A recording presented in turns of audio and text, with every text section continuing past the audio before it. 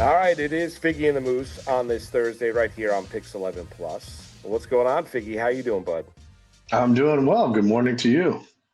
Good morning or good afternoon, whenever you might be taking the show in. And we've got a big game tonight at Madison Square Garden. Game 5 as the Knicks try and stave off elimination, and they're anywhere from a 4.5 to 5 point favorite going into the game tonight against the Indiana Pacers. We know the big announcement last night: Karl Anthony Towns questionable, left knee contusion that he suffered toward the tail end of Game 4.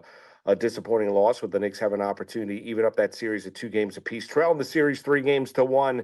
And obviously, season on the brink, season on the line, win or stay home. All these sports cliches, Figgy, that you get going into a game in which a team, and honestly, rightfully so, facing elimination tonight because the Pacers have been better.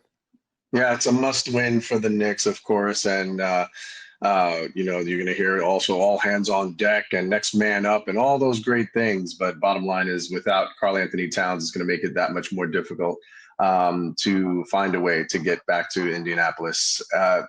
He's been great offensively, defensively, a liability at times. Having him and Brunson on the court is a huge minus for the team, but you need their offense. And the only way to beat this team is to keep pace with them and score and make it interesting down the stretch. We keep talking about Jalen Brunson being Mr. Clutch and all these different things, but it's been a different series for a guy like Jalen Brunson because he's been running ragged all game long whenever he's in there. And it makes it even more challenging when you don't have Karl Anthony Towns able to help out on the offensive end. So everybody else has to step up if they're going to continue their season. Yeah, and we'll see. I mean, like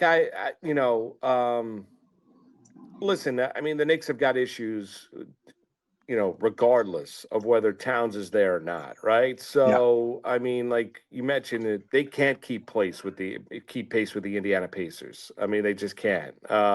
Indiana is a little deeper. They're more conditioned to play the style and fashion. I think when you're looking at pace rate, they were 7th in the league in the NBA in the regular season. You look at the Knicks, they were 24th in the league in the regular season. Mm-hmm. So defensively, they're not good enough to slow down Indiana. I mean, we could all look back on Game 1, and that's where this series was lost. I get it.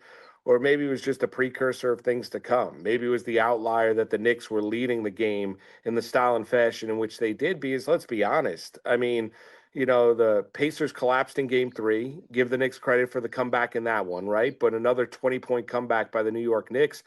When these two teams have played even, 2 and 4, Pacers down the stretch have been a better team. Fourth quarter, they've been the better team. Fourth quarter, they've executed. Fourth quarter, they've done all the things that they've needed to do. And let's be honest, we all give the bouquets to Jalen Brunson. Halliburton's been the best player in this series.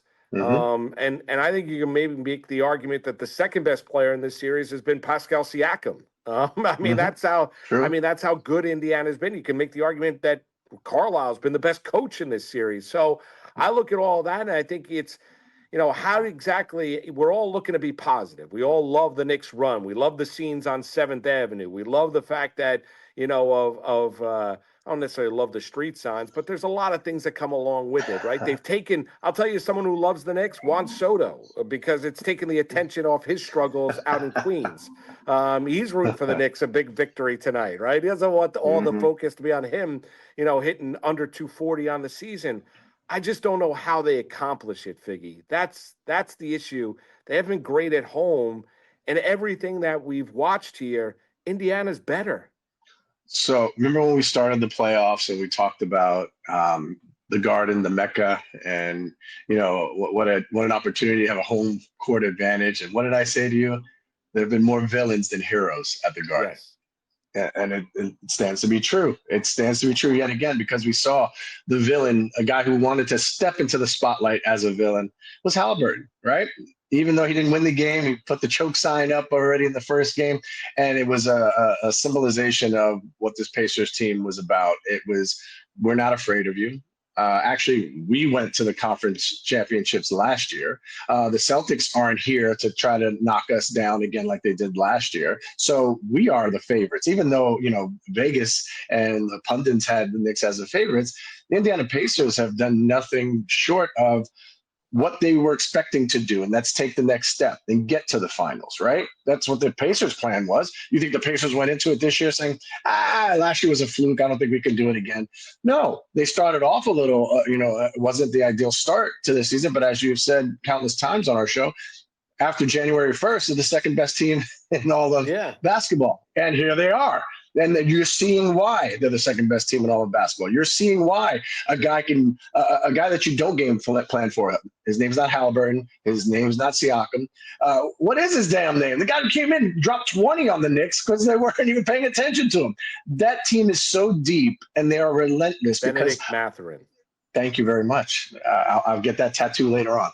But it's been unbelievable to see this team just continue to throw lineup after lineup after lineup out there. And the frustrating thing for us as Knicks fans is you're sitting there, and yes, the Pacers started off as hot as anybody could possibly be in that first quarter, putting up 43 points in that first quarter.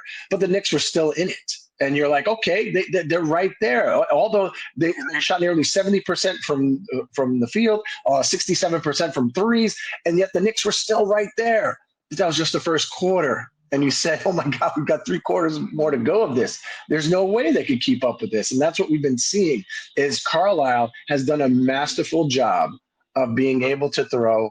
And the biggest key for the Knicks is Jalen Brunson, right? So Jalen Brunson gets 6 fouls before he fouls out. And if you look at it, the 3 guys that are running right on Jalen Brunson and he's wearing them like a pair of dirty underwear, they're on him for 18 fouls. So the matchup isn't Jalen Brunson versus anybody. There's 18 fouls that are coming Jalen Brunson's way. There's 18 times that if he gets past the screen, he's going to get hit and get hit hard because who cares? The matchup is as what it is. Jalen Brunson is going to get his 30. That's great. But if you're winding down the clock and time is everything, because if you're running out of time, the comebacks don't happen. And we've seen it time and time again how Carlisle is using his bench and just there's no second thoughts of, is this the right move? Is this the right lineup? Can this lineup keep up or score with the Knicks? It just looks like a team that is a well-oiled machine right now and playing hot at the right time. Yeah, they're playing great. I mean, they, everything that, we've talked about, here, that we've talked about on Sports Nation nightly, Indiana's been really, really good. And, it's hard to envision, the Knicks playing consistently well enough to potentially win 3 straight games. Like, that's the other issue you have. Like, they've been inconsistent, right, this entire postseason with their performance. They've been inconsistent in games, even when they've won, Figgy. We've seen that. Now, all of a sudden, you're going to make the argument, no, I think, well, because their backs are up against the wall, because they're resilient, because they have the heart, because they've done the impossible before. We're not here to repeat history. We're here to make history. All the cliches, but like, that's all great. And that warms the cockles and gets you fired up, right? All the things that we did. But then you watch it and you say, well, I've watched enough sports in my life. How exactly do you get there? Like, it's one thing to say it. It's another thing to do it. And that's where I have an impossible time looking at it. That's where I think in the end, the 95% wins out. What I mean by that is that historically speaking, in the history of the NBA, teams up 3 games to 1 have won more than 95% of those particular matchups and regardless of round of the playoffs. So I just think it's not a matter of if, it's just a matter of when. And I got a sneaky suspension just because of the way Indiana's playing, how gassed the Knicks look at times. I could see the Knicks getting off to a really good start tonight, going up against, going against what they've been here in the playoffs. But, I could see Indiana closing them out tonight. I could. Yeah, it's really tough to see a path that is easily drawn out or that the Pacers haven't seen already. They've been to the Garden twice. They took over the Garden twice. They silenced the crowd twice in the fourth quarter. The exits were getting filled as there was still a minute left to play. And the Garden faithful knew it was over. 7th Avenue festivities were, just there was no one there. It was crickets at the end of the first 2 games in the Garden. So for all the things that we have seen and the Halliburton yes, has been the best player on the court because there is so many facets to this diamond. You're looking at a guy who can shoot, pass, dribble, command attention, has good reads. The most unorthodox player, I would say, especially as a point guard, where it's, you're supposed to kind of be methodical. Here's a plan. We're running this play. Any play that's a broken play and there's a rebound that comes back from it, all of a sudden you just have no idea what this guy's going to do. You don't know if he's going left. You don't know if he's going right. You don't know if he's dribbling in to go and lay it up, or if he's dribbling in just so he can skip backwards and shoot up a three from the logo. There is no rhyme or reason to his game. It's frustrating to watch, but it just seems like more times than not, every time this guy is putting up a shot, it's got a chance to go in and continue to put a little, it's like paper cuts with him. It's paper cuts every time he makes these shots. So the Knicks, they're going to have to fight for their lives. And if they can find a way to get back to Indiana, tip my cap. But I think if we're looking at this as a season, is this a lost opportunity, or did you just run into a team who was just here last year? Did you run into a team whose coach is still here from last year and it wasn't a disappointment because they got almost swept? They did get swept by the Celtics, did they not last year? 4 or 5. It was a quick series. Might have been. Yeah, it was a quick series. It was a quick series, right? I forget. Right, but they didn't fire the coach. But what are we hearing about Tom Thibodeau? Oh my God, if they don't get past the Pacers, you got to get rid of him and all the naysayers about Tom Thibodeau. And the Knicks listen, you're taking a step further. You're one of the 4 best teams in the NBA right now. Is that not a step further enough, or is it championship or bust time? Yeah, listen, I think the Thibodeau stuff is nonsense. I think we can focus in on the negative. Or you can focus it on the positive and how teams have taken strides. And like, there is a sense of building in order to win a championship. It's not all of a sudden you're going to be able to accomplish it. I know you're going to look at it and say, well, this year's an opportunity lost because of the teams that are not in their way.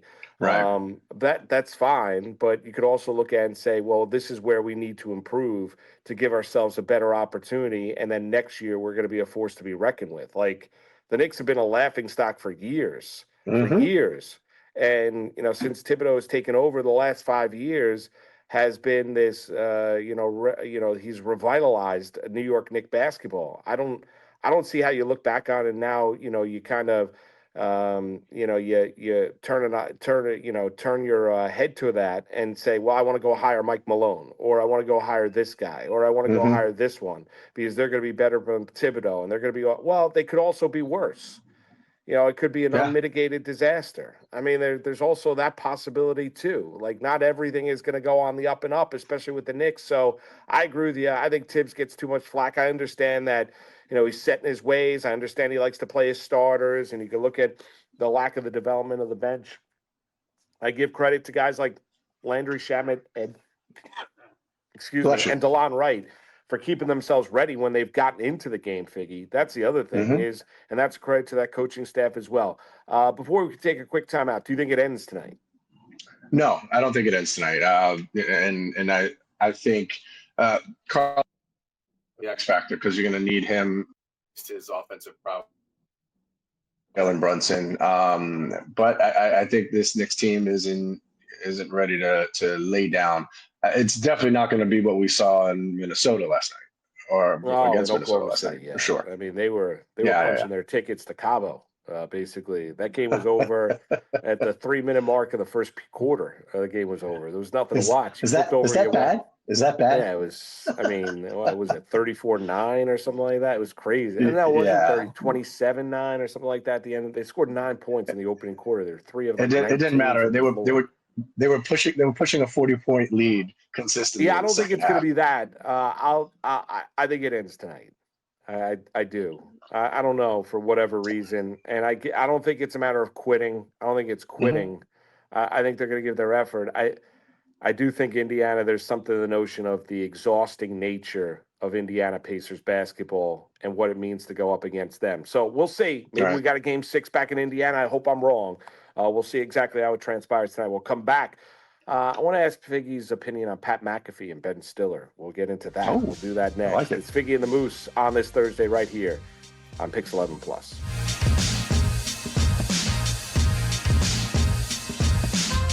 Welcome back to Pix 11 Plus. It's Marc Malusis. It's Nelson Figueroa, Figgie and the Moose. Figgie, do you hear the drum beats behind me? No. What do you got going on? Oh no, I was speaking at a broadcasting camp this morning. So I'm at a school in Jersey. Nice. And I think there's band practice that's going on at some other No, you don't hear schools. Oh, you don't hear it. Okay. So I hear it, you don't. I was just curious if you heard it. Anyway, Pat McAfee. Did you like what he did going into the fourth quarter of Game 4, calling out Spike Lee, Timothy Chalamet? It's gone viral. It's all over the place. And also Ben Stiller. Did you like that? Loved it. Yeah, I Absolutely thought it was great. How about Stiller? And who doesn't love dodgeball? And he's had some great characters over the years. Like he's been a great, comedic actor, very, very successful, right? And super excited Knicks fan, right? He's sitting courtside all over the place, right? But how about Stiller saying that'll never happen in New York? The Yankees cracked out Fat Joe. I mean, before a World Series game in the Bronx. And it was just terrible. I'll never forget your face. I will never forget your face when that happened. It was some of the worst. It was some of the worst garbage I've ever seen. Like, what are we doing here? And I like Fat Joe. He's not so fat anymore. He's actually quite svelte, right? So, but I like his music. But that was just downright terrible, right? I thought what McAfee did the other night, and listen, the world is McAfee's oyster right now. Whatever he does, I thought it brought me back to wrestling. I thought it was great. McAfee. Yeah, I thought, and he works for the WWE. He brought me back to wrestling. He had Triple H, who was in attendance the other night. I thought it was very, very entertaining. I laughed. Like, I've gone back and watched that video. Like, if I've watched it once, I've watched it 10 times. It's great. And you know what my favorite part is? As the head coach of the team that you're pumping up walks by, he punches him in the shoulder. Yeah. And Carlisle doesn't even look back. Carlisle just goes to the table. He just gets punched in the shoulder by McAfee. I like Carlisle. I do. Oh no, it's great entertainment. It's what you're supposed to do. Indianapolis at home, you're pumping up the crowd in that way. It's a shot in the arm. Now you go and you copycat it, and you're not the first to do it. Then, of course, look what happens, right? That's what happened with the Fat Joe, because he tried to follow up on Ice Cube going in and letting for sure. Yankees know about themselves. The Yankees ultimately took the L in the World Series. They should have just taken the L. First off, Fat Joe's not Ice Cube. I mean, that's it. Like, in terms of, and it was funny because his songs, right? The problem was, like, he has some songs that everybody knows, they're bangers. But the problem is if you do the edited version of the song, you get about 4 words per minute, and that's the problem. So, but there's also there's so much music that could define New York. Like Ice Cube, there's some beats with Ice Cube that defines LA. Yes, I get it. But the Bronx is where they were trying to go for. They're going for the Bronx, and that's Fat Joe and Terror Squad. And it just missed the mark. The McAfee stuff again. The man is. You go from being a punter to an entertainer to a wrestler to a podcaster to now this is a guy who can get anybody on his show at any time that he wants and controls that market like never before. I mean, he's cursing on daytime TV with reckless abandon, and network television doesn't care. They're sitting there. They're sitting there. They're sitting there going, well, this is how real people talk. Marc Malusis, I dare you say something right now. I'm not. No, I'm not. No, I'm not. I'm not. No, neither you or I are in that position to be able to do that. So that's. But congrats on McAfee. He's passionate. He's very entertaining. I thought what he did. Here's what the Knicks take the L. Right, and don't try and mimic it in any way, shape. No, God, please don't. Please don't give Stiller the mic. Don't give Ben Stiller a microphone. He'll vomit all over himself. I mean, that's it. Don't do that. Just take the L, move on.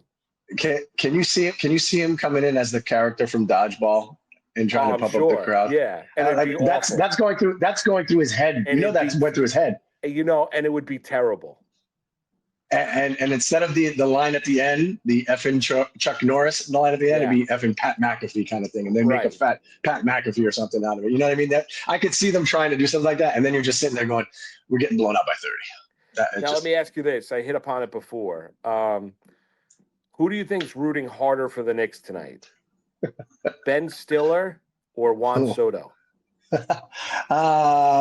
Ben Stiller, because Juan Soto still has a whole lot of season left, and it doesn't matter no matter what. If the Knicks, he thinks the focus was bad before. You think it was bad? Figgy, he looks terrible. I don't know what's going on. We keep saying it can't get any worse, can it? Maybe it can. I said that like a month ago, and it's gotten worse. It's gotten worse. It's fluctuated in a way that's alarming. It's an alarming fluctuation of a guy who seems to have turned a corner, talked about how he was working on things. He hits, 4 home runs in less than 8 days. And you're like, okay, Juan Soto's back. May's coming. The weather's getting better. All the different things, all the different reasons, right? And I watched him yesterday hit 3 ground balls that never left the infield. Yeah, I'm gonna go out on a limb and say that has never happened to Nelson Figueroa as a hitting pitcher. I didn't hit 3 ground balls. I didn't leave the infield. They didn't leave the grass of the infield. I'm talking about a second baseman wasn't involved. It was the pitcher or a guy coming in to pick it up off the grass. I've never seen that before from a professional hitter of that magnitude. So that is as alarming as it gets, and hopefully that's rock bottom, because I don't think it can get any worse, and I pray that it doesn't get any worse, because there's definitely something going on if this continues. Well, listen, if the Knicks lose tonight, we'll do a wrap-up Knicks show tomorrow, and then we'll be doing Juan Soto, taking the temperature on a day-in, day-out basis. That'll basically be it. That and Judge's brilliance. Hey, do you know when the last time the Knicks won 3 games in a row was? 1997. No, 3 games in a row period would be April 8th, 5th, and no, it's not even 3 games in a row then.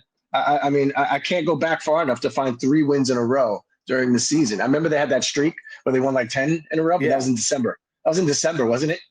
To win 3 games in a row against anybody. When McHale had his big Christmas Day game against San Antonio. The last time the Pacers have not lost 2 games in a row since March. So again, the math isn't mathing. No.